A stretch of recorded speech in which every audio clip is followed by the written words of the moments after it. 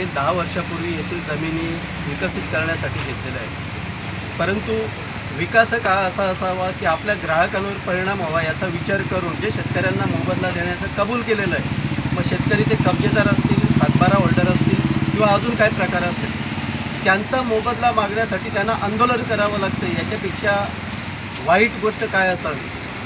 Sir, काय सांगाल, आपण इथे उपस्थित झालेला आहात त्याबद्दल? मौजे बेतोड येथील भूमिपुत्र बांधव या ठिकाणी आंदोलनाला बसलेले आहेत. त्यांची रास्तच मागणी असावी, कारण आम्ही काही दिवसापासून बघतोय की येथील मॅरेथॉन कंपनीचे बिल्डर त्यांच्यावर खूप अन्याय केलेला आहे.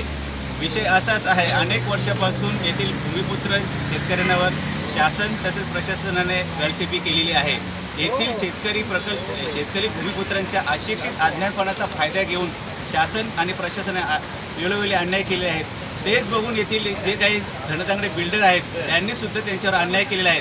म्हणजे येथील शेतकऱ्यांच्या अशिक्षित अज्ञानपणाचा फायदा घेऊन महसुली यंत्रणा हाताशी धरून त्यांनी हे अन्याय केलेला आहे.